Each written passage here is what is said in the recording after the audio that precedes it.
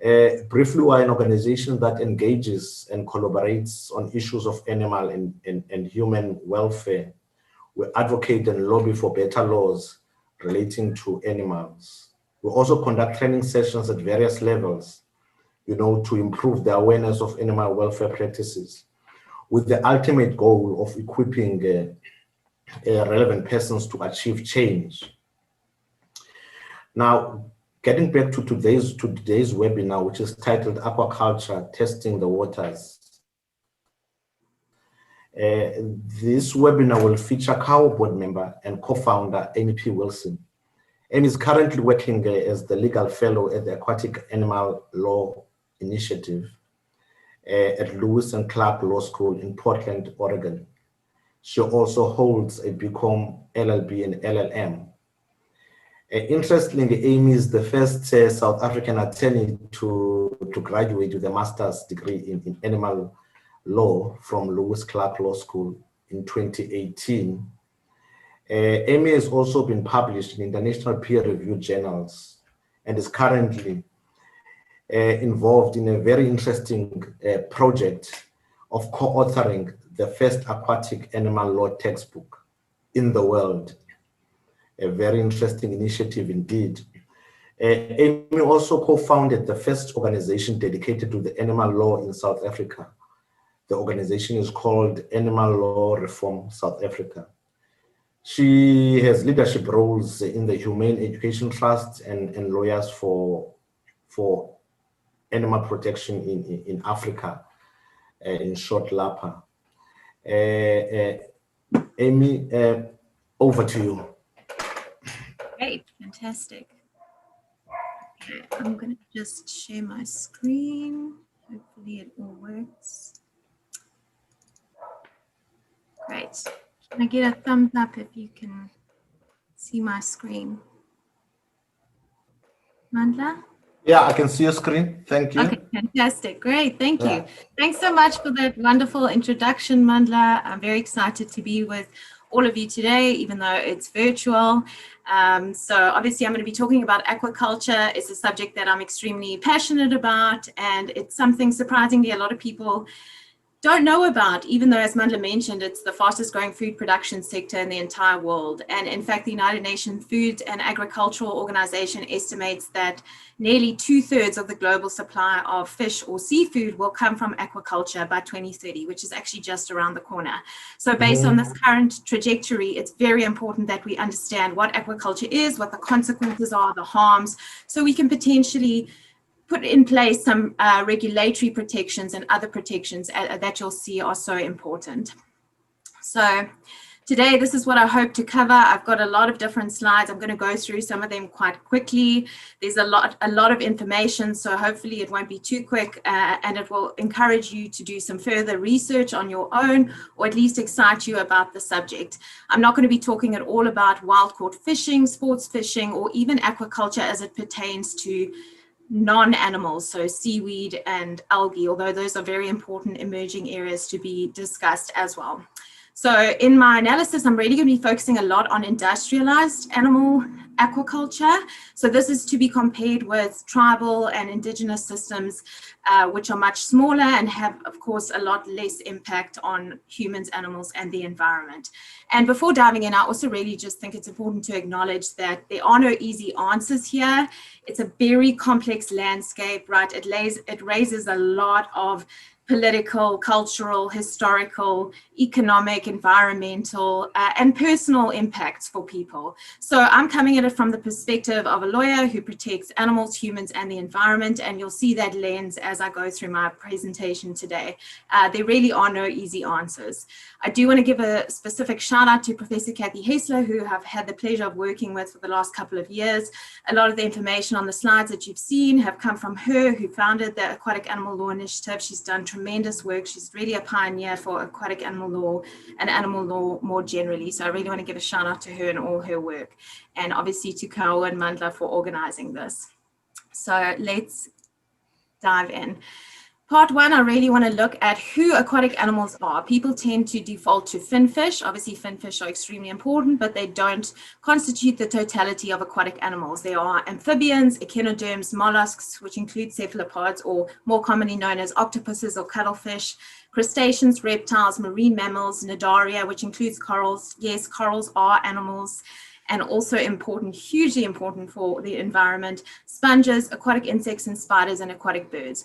All of these have significant differences in their biologies and their capacities, and of course their welfare needs. So it's important to acknowledge that. I won't be covering all these animals. All these animals are not used in aquaculture, but as part of a broader environment, they have impacts that are caused by aquaculture and are caused by the activities that relate to aquaculture.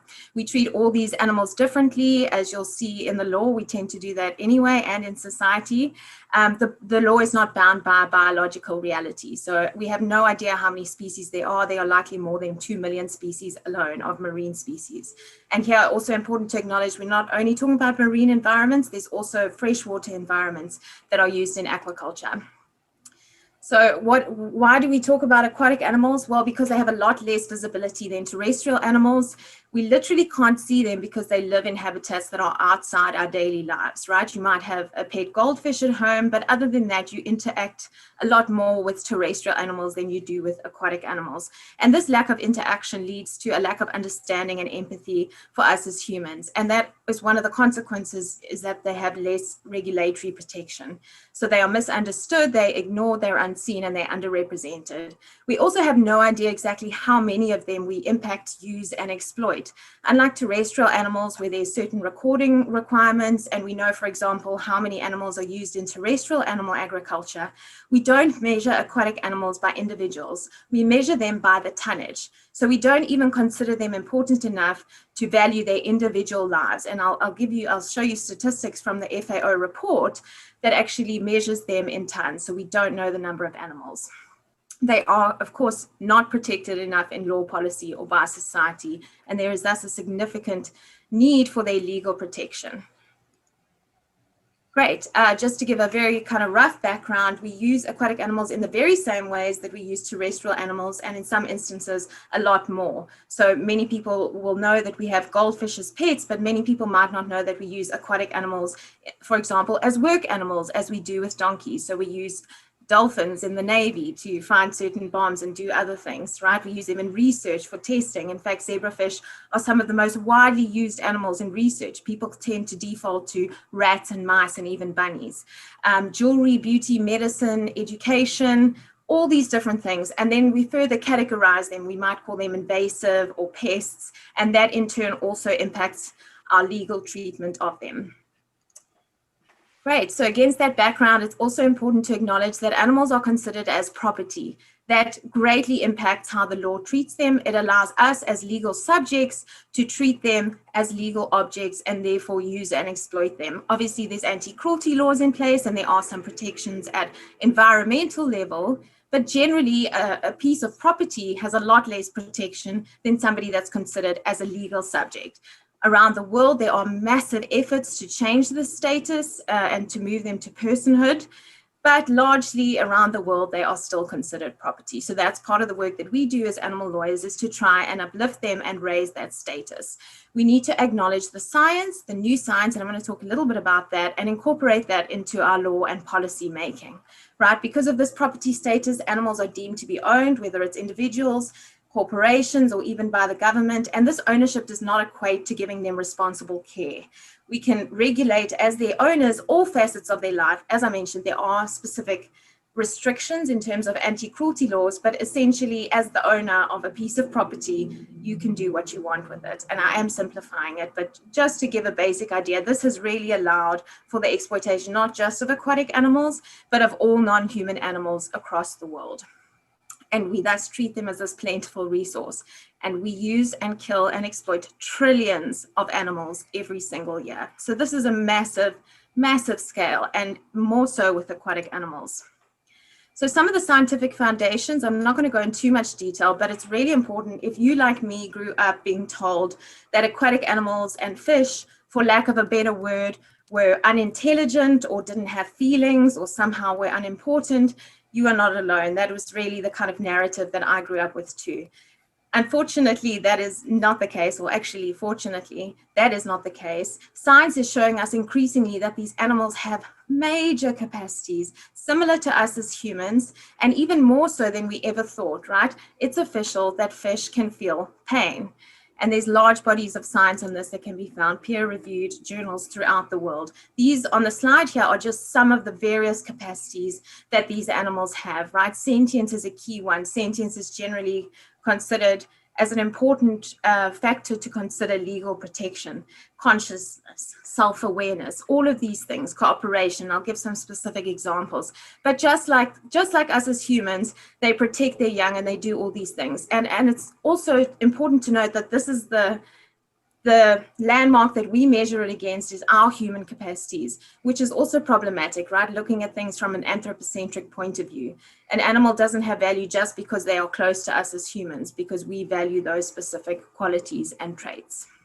So some specific examples of these capacities in nature is the moray eel and trout, right? These are two animals that are different species that actually work together and seek each other out in order to help each other find their food and go hunting together. So in the same way that you as a human would go and call out a friend who's useful to you to help put a piece of furniture together, these animals cooperate with one another in nature, and this has been well documented.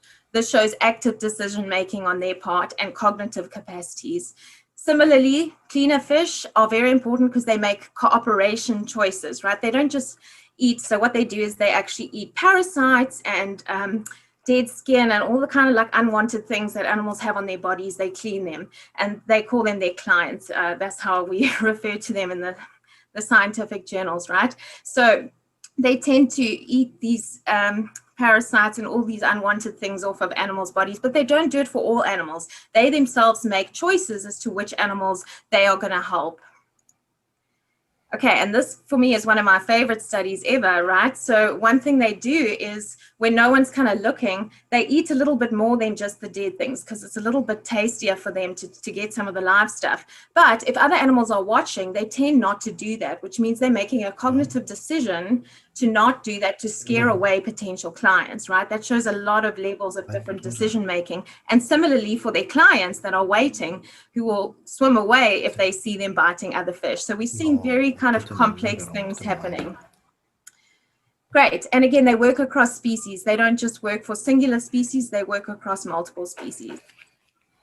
And another important landmark or benchmark that we use for self-awareness is the mirror test. And up until kind of fairly recently, it was only higher class animals that had passed them, obviously humans, elephants, chimpanzees, the ones that we really place a lot of value on as being close to us as humans. However, the manta ray had also passed this test, which is extremely important. And then even more recently, the cleaner fish. And cleaner fish I mentioned specifically because they are used heavily in aquaculture, right? Because they have these ability, or because they tend to eat parasites, they're used in aquaculture facilities to get rid of, for example, sea lice from the animals that are living in this intensive confinement. So now that cleaner fish have passed this, showing that they have self-awareness, scientists are calling for a different test, saying, well, perhaps maybe this isn't the benchmark that we should use, which is kind of interesting, I think, for human cognitive capacities. And then just finally, just also to say that very recently, actually a couple months ago, a cuttlefish passed the Stanford marshmallow test, which is a test that they give to show patience, self-control, decision-making, and delayed gratification. Some children don't even pass this test. However, a cuttlefish has now passed this test, and cuttlefish are in the same class as cephalopods or octopuses, to give some background. And we also tend to think that fish live for a very short period of time. Recently, an 81-year-old fish was discovered in Australia. So all of these things are showing that our science is developing, and so too should our law. As we discover more about the natural world, particularly aquatic animals, our laws and policies should be changing in parallel with that, right? Unfortunately, that's not the case. Even though we know these animals now have huge capacities, they were included in the Cambridge Declaration of Consciousness, at least certain of them. So, for example, cephalopods, who are invertebrates, for a long time were not included in any kind of scientific consciousness declarations. We're included in that one. So again, we have enough data now to show that these animals have these capacities, and our law should be protecting them. And almost the default should be flipped, where we use the precautionary principle, where we assume that these animals do have the capacities until proven otherwise. Great, so moving on to aquaculture. Given all we know about these animal capacities, it's going to be kind of shocking to see how this comes into play, right? So what is aquaculture? It's the breeding, rearing, and harvesting of fish, shellfish, algae, and other organisms in all types of water environments. As I mentioned, it happens in freshwater, marine water. There are land-based systems, water-based systems, fed systems, unfed systems, and then intensive and semi-intensive. And then within all of those, there's various kind of subcategories, and they all have different consequences. So something like an ocean system has a lot more consequences than something like a land system, and I'll get into some of that. But obviously, it's important to acknowledge that these systems are different and they don't all raise the same kind of concerns. The animals utilized also vary very widely, everything from finfish to crustaceans to mollusks, right? The numbers and types and species of animals are only increasing as time progresses. So that's, as I mentioned, how much is it growing? Well, 527% increase from 1990 to 2018, which is obviously, if anyone's in business, a 527% increase is massive, right? In 2018, people consumed twice as much fish as they did in the 1960s. So we really see a massive push for aquaculture, for seafood and wild caught fishing even. So fish sales were $401 billion in 2018. And for those of us that don't work in dollars, there's a figure there at the bottom with the rand, and I'm not even going to read that, but you can see it's a massive, massive number. Great, and this also kind of illustrates the massive growth. This is taken from the 2020 Food and Agricultural Organization's report. Okay, you'll see there the orange line shows the capture fishery, so that's wild caught fishing that I keep referring to. You'll see that it's kind of leveled off over the last few decades or couple of years at least. This is absolutely not the case for aquaculture. The blue lines, you'll see it's increasing. And I'll get into some of the reasons why it's increasing so much. I wanted to also give some background to the fact of the role of government. So this is taken from the US government website, which relates to their proposed dietary guidelines. And in fact, seafood is something that is being promoted by the government.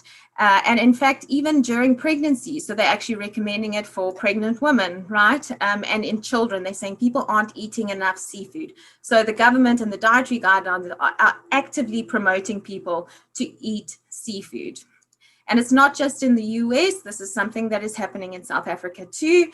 This was a statement from 2018. I haven't put up the whole article, but essentially, here we're talking about aquaculture being critical not only as a food source, but also for job creation, right? It's hitting on many targets that we need. And for a country that has a massive unemployment rate, aquaculture offers the opportunity to provide a lot of jobs and other social benefits, including social security. And that's important for our SDG goals, right? We have starving people, we need to feed them.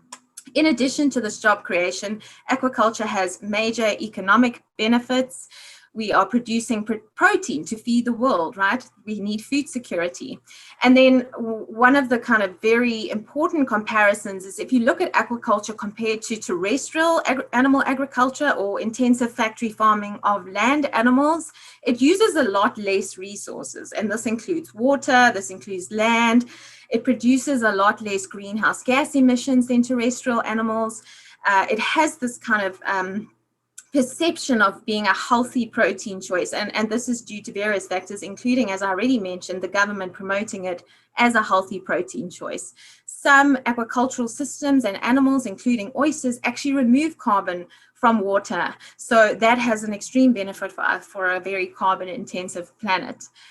Another thing that is consistently pushed is this concept of sustainability. So we see aquaculture and to a large extent previously wild caught fishing as being a sustainable way to achieve our protein needs. I've put a question mark because I disagree with that, and I'll give some examples as to why I allege that it's unsustainable. And again, importantly, it should be compared to the context of wild caught fishing. So as I showed in the previous slides, with the leveling off of wild caught fishing, it's because we've really depleted our oceans to such an extent that we cannot continue to do this. So aquaculture is seen as this kind of silver bullet or the solution to our overfishing and all the harmful impacts of fishing. And if you haven't seen the movie Seaspiracy yet, I do encourage you to watch it. Aside from the criticisms, I think it has a massive amount of useful information in there and really kind of contextualizes the scale of our wild caught fishing. Okay, so I wanted to give a very brief kind of picture of what people do tend to think of when they think of wild caught fishing. So if you haven't seen the movie, this will give you some sort of idea. This is the reality. These are large trawlers, and just from the slide, you can see how many beings are caught up in this single massive net. Obviously having a devastating impact, not only on those animals that are included in that net, but the ecosystem more broadly. How big are the numbers? And as I alluded to in the beginning, we don't have the figures of individual animals, right? You can see just from the previous picture, there's no way we can tell how many animals are caught up in there. So we measure animals by the tonnage, right? How much exactly? Well, the Food and Agricultural Organization, this report was from 2020, which data was taken from 2018, 178.5 million tons. It's very hard to contextualize a ton in our minds, let alone a million tons, but hundreds of million tons. I really struggle to kind of envisage how many animals are included in that number. And there's the division between wild caught fishing and aquaculture. And the balance is definitely shifting, where aquaculture is going to be increasing exponentially. And it's important to note that it's not just for human consumption. These animals are caught and reared for use to feed other animals. So in many instances, we're catching animals from the wild to feed to farmed fish and farmed aquatic animals, or we're catching them from the wild to feed them to farmed terrestrial animals. So there's a very unsustainable and illogical chain there, where we're taking animals from the wild to feed them to farmed animals, to even to feed them to other farmed animals, to ultimately feed to people. So there's this whole chain which we really need to consider our food supply and how effective it is. From 1990 to 2018, 122% rise in food fish consumption, right? This not just food, fish oils, vitamins, all these different uses that we are using these animals for. We are decreasing the fish stocks outside of sustainable levels, and that should be a very big takeaway from all of this. I wanted to give some of the economics to it because it's important that we consider the financial context. Again, over 2 trillion ZAR, rands, massive amounts of money. This is global numbers. This is not South Africa, but this is very important. There's also a number of exclusions from this report. I encourage you to look if you're interested in it. A lot of things are not included in these numbers and figures, and also to be considered in the context of all the other activities that are happening in the ocean, such as illegal, unreported, unregulating fishing and activities. So those are happening outside of the law. That's not even happening within the legal confines of fishing and what we're allowed to do. It's also not including all the animals that are discarded. So 35%, up to 35% of global harvest is lost or wasted. That is a massive number of animals that are not even being used for food, that are being impacted by our food choices. So these all add up incrementally. It's not just the animals taken for food, all the animals impacted, all the illegal activities, and every single country participating in this across the world. So you start to see how exponentially the numbers just get bigger and bigger and bigger. So I think it's also important to see some of the systems for aquaculture in one's mind, because it seems kind of far off. None of these are graphic, so I won't be showing animals in pain or anything like that. But there's various different types within marine and freshwater. There's net pens, there's rafts, there's columns, there's ponds, there's tanks, and there's raceways. And the next couple of slides will show them. So this is an ocean system. You'll see it's happening out there in the ocean. You'll also notice just from this picture that the workers are out there working without any sort of safety equipment. I'll get into some of the worker safety issues in a bit. This is some offshore aquaculture net pen. This is not happening as much in South Africa due to our weather patterns and our very rigorous tides. It is happening in a number of other jurisdictions in the world. This is an in-water system. Another kind of ocean system. So imagine the number of animals inside each of those little squares multiplied over that amount of space. This is another kind of system. So you don't actually see any of these animals. This is a land system, but you'll notice there that even then there is a knock-on impact to the environment, right? And another kind of system. And this is a land system, an indoor one. Great. Another kind of land system.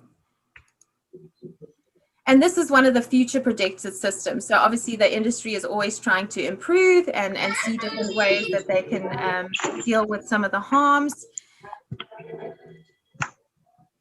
So again, this is one of the images. We see this pristine coastline, these beautiful clear waters. The color there is phenomenal. However, in reality, it looks a lot different, right? The pollution is massive. So this is just, sorry, can we mute somebody? Amanda, maybe if you can help me. You're on mute. Great. Maybe you can do that in the background. Yeah. Colleagues, can we mute, please? I see Shepard is not muted. Sorry about that, Amy. You can continue. No, it's fine. I don't mind. I'm just getting an echo. So this on the slide shows some of the realities of the pollution, which is very prevalent in the industry. And another problem within the industry is deformities, right? This is just one example of a spinal deformation of trout, potentially due to high nitrogen levels. In the US, up to 50% of farm cod are deformed. So, and this is one kind of deformity. There's various different kinds of deformities that happen. Another reality within the industry is disease.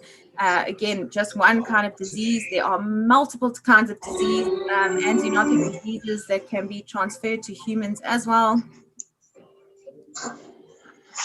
And this diseases has been acknowledged by the industry too. In a 2017 survey, the industry listed diseases as one of the biggest issues or challenges that they face, in addition to all these other ones that you see. So this is massive. Sorry. Maybe Shepard or Manda, do you mind just muting? Because I don't think I have the power to mute people. Okay. You should be able to as the host. Thanks. So this is one of the surveys from the industry themselves. And of course, with a large number of diseases, we require a lot of antibiotics. This is not something that's unusual. It happens on a massive scale in the terrestrial animal agricultural context, and it happens in the aquacultural context too. These are a couple of studies that I pulled very quickly from the internet. Some of them are peer-reviewed, some of them are out there in the public, really illustrating that there is a massive drug problem. Some countries have taken steps to really restrict this, just given the huge amount of harm that it causes, particularly when it comes to antimicrobial resistance. As we know, that is one of the biggest health crises of our time. So we obviously don't want to be ingesting food as humans that's full of antibiotics, and then they lose their ability to actually do what they're meant to do. This is actually from the US. So these are just a list of some of the approved drugs that one can use in aquaculture. You'll see it's a very big list. Great. So moving aside from the health impacts and the antibiotics, there's a huge number of environmental impacts. This ranges from contamination to pollution. Some of the contaminations are really toxic for humans to be ingesting. And again, some of this information is from the US, so it's not necessarily the African context. One big thing is escapements, particularly in the context of the open ocean systems. Right. So what happens is animals are in these net pens, and then they tend to escape. And what happens is they go out into the open oceans there. They have different genetic material. They interweave with the biodiversity of the systems, and they affect the ecosystems outside of them. So this is a huge issue. There have been massive escapements in the US. It has had unknown consequences for the other systems. Aside from the escapements, endangered and threatened species can be impacted. So whales, dolphins, some of the charismatic species, the ecosystem impacts are huge. And again, we don't even know all of them. The pollution is also massive. I won't go into detail on all the different kinds of pollution. If you're interested, it's very easy to find online, but some of the kind of less thought about ones are from the pharmaceuticals and the waste, right? The untreated waste that can escape into the ocean. And again, I'm specifically talking about ocean systems here. It doesn't necessarily happen in the land systems, right? Because we have these recirculating systems. One thing I do desperately want to highlight, though, is that so many wild caught fish are taken from the ocean to feed to these farmed fish, right? The bottom there says approximately 1.2 trillion aquatic animals are fed to other aquatic animals each year. That was a study that was recently done by the Aquatic Life Institute. We don't know the exact numbers, right? We do know that less desirable species, sometimes referred to as trash fish, are fed to the desirable species that people want to eat, like salmon, right? So we're taking these animals that we consider to be less valuable or less tasty or less appealing to us as humans, and we're just feeding them to other fish. So this is a big issue, and this speaks to the sustainability issue and the sustainable claims that are made by the industry. Another emerging issue that we're slowly discovering more and more about is the worker safety aspects of the industry.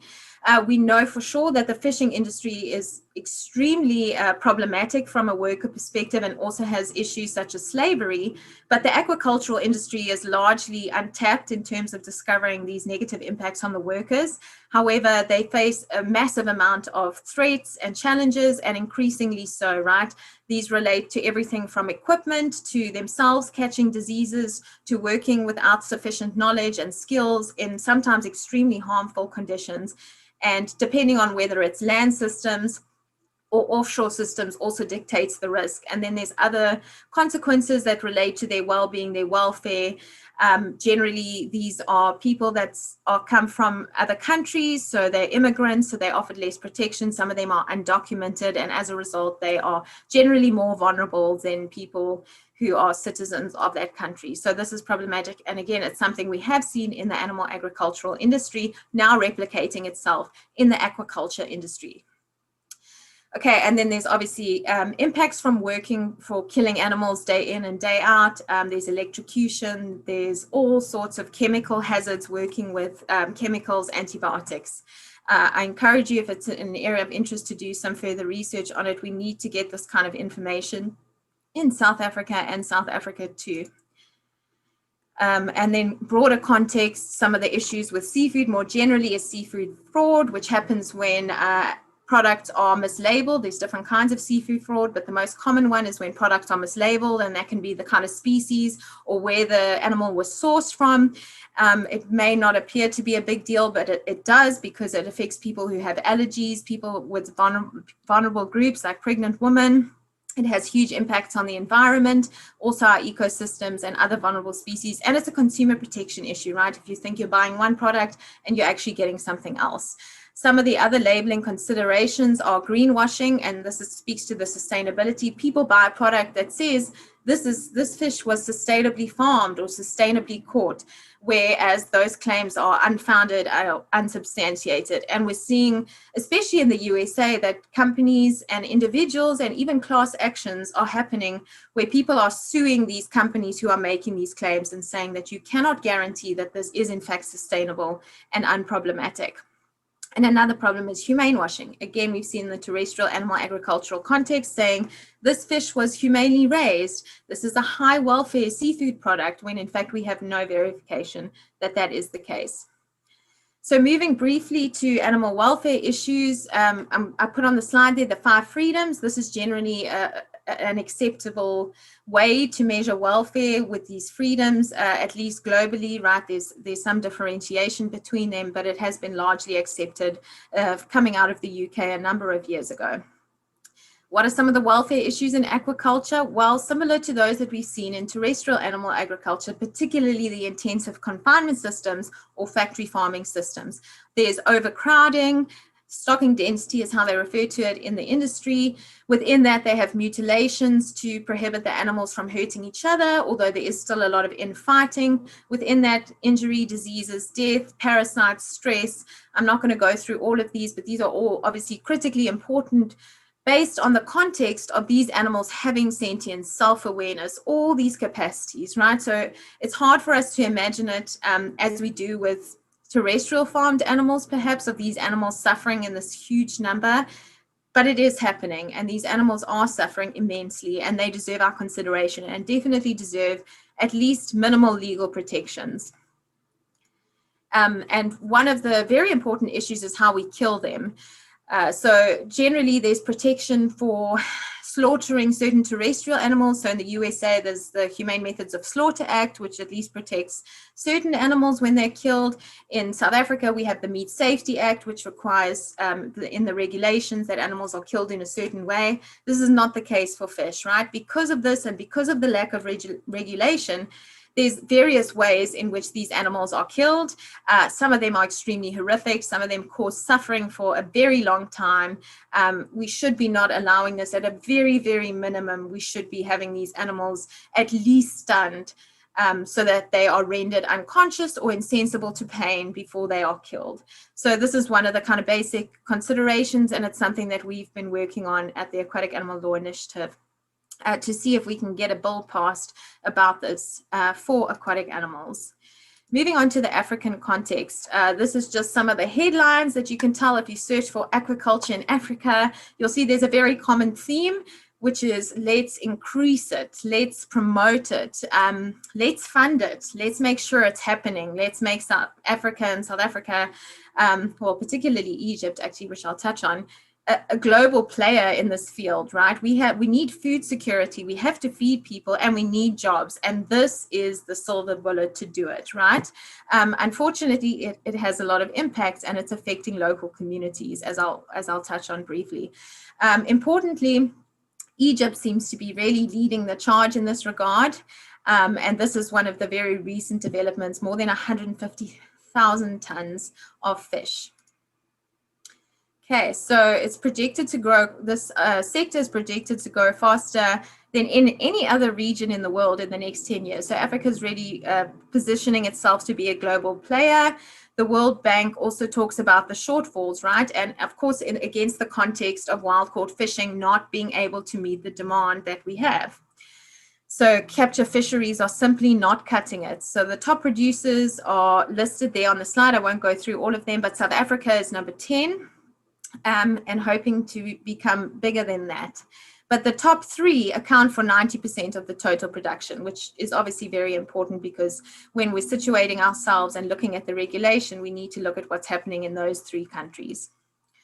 And the study on the top, I really encourage you to take a look at. It's an excellent summary of at least the countries that are covered and specifically how these compare to the South African context. So I've pulled some information from there. Although the African contribution to the world aquaculture is still very small, it's less than 3%.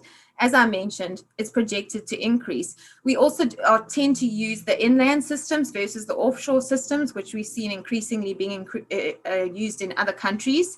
It employs approximately 6.2 million people in Africa, a large percentage of which are women, which is very exciting because we are trying to uplift women and promote them in our society, and we're also trying to promote employment, but again, against this context of some of the harms that it raises. And I did also want to touch on the point that in many instances, aquaculture is referred to as a colonial system, right? As is factory farming. Factory farming is not something that arose from African traditional cultures.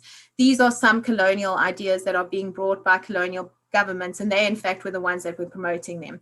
Obviously not in every single country. Every country in Africa is very different and has very different historical and cultural considerations. For example, Egypt, the practice of aquaculture dates back several millennia, right? This is not the case for countries like South Africa and others, but the colonial past is very important in recognizing what's happened and also looking ahead and whether we should be promoting these kinds of things in our countries. So South Africa, the industry is, as I mentioned, is fairly small. Our kind of shining light in the mariculture or the ocean setting is abalone, or as we refer to it locally as perlemoen. We export a lot of it to Asian countries, particularly China, in canned form. The government really supports and wants to improve this. And through this Operation Pakisa is how they intend to do it. And it's really prompting this ocean economy idea, this blue economy. South Africa must create jobs. We must grow our economy. We need to feed everyone. So that context is very important when we're looking at regulating it. And I'll touch on some of the ways that they're looking at regulating it. We do export a lot, as I mentioned, and there's various species that are involved. We also use aquaculture for ornamental fish and for crocodiles. We have a massive crocodile breeding industry. We don't necessarily use it for food in the same way. It's mostly for fashion, but it's important to note that, right, because there's a big industry that has a vested interest in aquaculture and the way it's regulated. And these are just two other examples outside of the food context. So what does the law say? Okay, I'm going to zip through this. Obviously, as a constitutional democracy, everything needs to comply with the Constitution as the supreme law of the land. Particularly relevant is the right to food and water, and also the right to environment, given some of the harms I've already discussed. Then the Animals Protection Act, obviously, is the predominant piece of legislation protecting animals in the country. There's some debate about the context to which it applies to fish and aquatic animals. We unfortunately have not had a lot of case law that's tested this, although it's definitely something we need to look at. And then I won't go through all of these, but given some of the issues I've already highlighted, all of these other pieces of legislation have some sort of impact on the regulation of the industry, whether it's the safety of the food that's being produced from it, the kinds of diseases that are coming out of it, or the antibiotic use. As a consumer, there's the Consumer Protection Act, so you have certain rights to how things are marketed, labeled, and otherwise distributed. And then there's also, very important in the context of South African animal law, a huge amount of soft law, right? Because there's these huge regulatory gaps that government hasn't made specific regulation for industries. These are often filled by the South African Bureau of Standards, or even the industry itself, who sets the standards as to how things should be regulated, including on animal welfare. So largely, there's a huge amount of criticism as to how this specific industry is regulated. There's fragmented policies across different governmental levels, across different governmental departments. The regulation is very problematic. The departments that are in charge of it, there's kind of back and forth. There has been some policy documents. You'll see a couple of them are nearly a decade old now, to try and establish some sort of framework and strategy going forward for this industry. Then there was the Aquaculture Development Bill, which obviously, as the name suggests, relates predominantly to regulating the industry, introduced in 2016 and then later reintroduced in 2018 because it wasn't passed. It still hasn't been passed, so all this time has gone since its initial inception. Mandla's been doing some exciting work on that, although to date nothing has happened. There's been kind of no publishing of the bill. There are issues with the bill. It's exciting that there is some sort of regulation in place, but there's obviously problems. For example, not mandating the government to make specific welfare regulations for these animals, just saying that the minister may make regulations. And to date, we still haven't seen any proper regulation for other industries since then. So those are some of the things we're working on. I won't go into detail on this because I'm running out of time, but I will just also mention that the USA also leaves a lot to be desired when it comes to regulation. Aquatic animals are hugely excluded from the legal frameworks that tend to protect other animals. So that's from the Animal Welfare Act, which is, I guess, in some ways equivalent to the Animal Protection Act. Their transportation laws do not protect animals. The slaughter laws, as I mentioned, do not cover aquatic animals. And then there's various other wildlife law contexts which don't apply to aquaculture, but can laterally potentially be used to try and get better protection. So if you try and use the law in a strategic way, for example, the Clean Water Act in the USA, you might be able to tackle some of the problems that are caused by an aquacultural farm releasing or polluting into the water. Ex-President Donald Trump, for all the things he did, also in 2020, released an executive order promoting the American seafood competitiveness and economic growth. So as the name suggests, really promoting the industry, trying to remove barriers, regulatory barriers to this industry, the seafood industry, and really promoting the local and national production of seafood. Again, these kind of laterally regulate the industry. They don't really speak to animal welfare and the things that we are concerned with as animal lawyers. And similarly, at an international level, the tendency is to focus on fishing, not so much aquaculture, very much on illegal, unreported, and unregulated fishing. There's the OIE, the World Animal Organization for Health. They've released an aquatic animal code, but again, it's soft law. It needs to be incorporated into national legislation. The enforcement's a problem. We're not really seeing what we need to be happening at an international level in terms of regulation. So looking ahead, something I'm extremely excited about is the growth of alternatives, right? There's plant-based alternatives, fungi-based alternatives, and cell-based or cultivated seafood, right? It's increasing exponentially, right? And I'll give some examples as to how it's happening in South Africa. These alternatives are exciting. They're really at the cutting edge of technology, ethics, and law. There's obviously problems with this. They're hugely expensive. There's access problems. They're not available to everyone. The pricing, the economics. Consumers have a bad idea or perception of what cell-based food is. You know, there's a huge misconception that it's extremely unhealthy or problematic. So there's a lot of barriers to overcome with these alternatives, but they are improving and increasing. I even read about 3D printed food, which to me just sounds like something out of a sci-fi movie, but it's happening. And it is exciting to see human ingenuity being used to promote food systems that are less harmful, right? Regardless of the potential issues with them, it is exciting to see tech really pushing the way it should be to deal with some of the world's problems. These are some from the Good Food Institute. Again, I encourage you to check them out. They have done some phenomenal work in terms of alternatives to both meat and seafood. They've done an analysis of some of the opportunities, strengths, weaknesses, threats, challenges of seafood alternatives in particular. They actually have an entire seafood alternatives program. So I've already highlighted some of the problems with the industry. So alternatives tend to counteract all those problems. I won't go into them. One I will highlight is a lot of people are allergic to seafood. So if you have a plant-based alternative, you eliminate those allergies or at least minimize them. There are a number of challenges, one being the consumer perception, as I mentioned, attitudes. People tend to think that seafood is healthier, which I did speak a little bit about. So these are just a high-level example.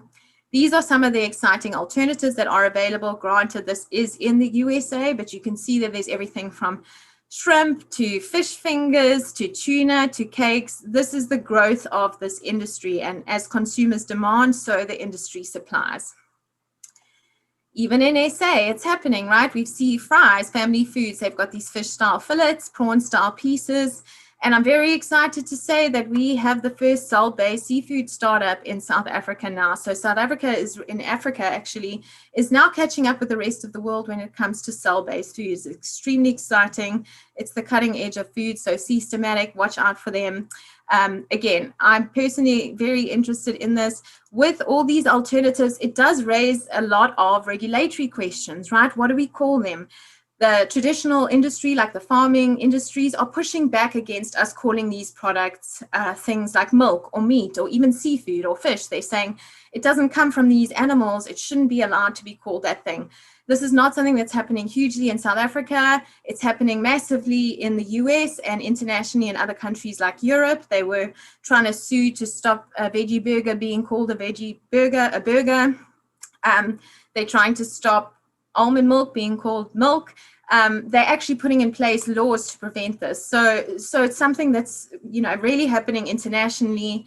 The labeling is a consideration. They're scared that consumers will be misled with these alternatives, thinking that they're buying the traditional food and they're getting something else. Which departments have authority to regulate it? Is it the agricultural department? Is it trade and industry? These are all very exciting things that we need to explore as these alternatives emerge. Also, as I mentioned, consumer protection. We shouldn't be misleading consumers with calling products certain things. They should be well aware of what they're purchasing. And some safety issues, right? Foods that are novel need to be tested. And then are we testing on animals? So it raises kind of knock-on impacts for other animals potentially. But as I mentioned, as an animal lawyer, very exciting area of law. I'm not going to go into detail of these, but just to note some of the other emerging issues that are coming. We see, for example, jellyfish. So traditionally non-farmed animals now being caught or even considered to be farmed. It's the same idea with insects, right? As we move down the chain, as we realize animals become We're doing studies on other animals. We're moving down to animals who we think don't have capacities, like insects. It's a very dangerous trajectory to go down because we don't have enough knowledge. Sea urchins are being widely used to deal with some of the problems that aquaculture raises. I already mentioned cleaner fish. So we're now employing even more animals in the context of aquaculture to deal with some of the harms that are being caused by that industry. So octopus farming is another one that's being examined. In South Africa, we have an octopus fishing industry, as we know, which had caused some whale issues and potential other ecosystem impacts. So octopus farming is something that's being explored. Algae farming, bait fish is another thing. Bait fish are used at a massive scale to catch other fish, wild caught fish, right? But they're being farmed on a massive scale, billions actually. So, and again, a lot of this can be US context. In South Africa, we simply lack enough information and studies and research, which is a major area for pushing. And we're seeing human rights violations in these industries, the lack of regulation. And we need to have investigations into these industries, actually going to the facility, seeing what's happening there and creating a level of transparency, right? Especially if we are promoting these industries and governments funding them with tax money and things like that, we need to know what is happening in there. And this is just kind of some concluding thoughts because I know we're running out of time. We essentially say that failure to consider animal interest is an impoverishment of the development of the law, right? We need to consider all benefactors within a situation, right? So if animals are sentient beings and they have capacities and they are valuable as individuals, which I allege they are, we need to consider their impacts within this framework of their use. We cannot simply ignore them at the convenience or at the push of these other human interests that we have, right?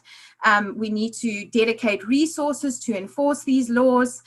We need to decenter the way of humans as the top of the food chain. We need to reposition ourselves within nature, because that's where we belong. And these are my views and my thoughts. And I think that if we don't do this, we're going to continue to see some of the tremendously harmful impacts that we have seen come upon humans. So this is some of the work that we are doing as KAWU and Ally and many others of you that I see on the call, which is wonderful to see. We need to educate ourselves first and foremost. And with that, we can educate others. We need to examine and explore our own personal behaviors, change them, you know, encourage others to do the same. Research, always your own research. You don't need to listen to or trust anything anyone else tells you, but do your own research, right, at the very least. And make your own decisions, right? We need to support each other in this work, build our networks, and continue to work together as KAWU is doing as a coalition. Also just to be hopeful and remain persistent, because it can be very challenging to do so in some of the circumstances that we work in. My personal philosophy, animals are not products, they're not property, and they're not ours, right? They have inherent worth, intrinsic value. We need to respect that as human beings, and we have a duty to do that, and our law has a duty to do that and recognize that, and we need to reframe this relationship. So with that, I will end on a positive note. Very cool things happening for aquatic animals. We have dedicated sanctuaries, dedicated days. I mentioned documentaries, right? One of the famous ones coming out of South Africa is my octopus teacher. And I will just conclude with the African work to protect aquatic animals, which I'm extremely excited about to see it happening in Africa. It needs to be happening in Africa by Africans, not just international organizations. So with that, I'm going to conclude with a quote from Martin Luther King. And he said, "Today, our very survival depends on our ability to stay awake, to adjust to new ideas, to remain vigilant, and to face the challenge of change." So thanks very much for your time. This is what we want to see. These are the goals. We want to see a healthy ecosystem. There's my email. Thanks, Manda. I'm going to stop now because I've gone a bit over.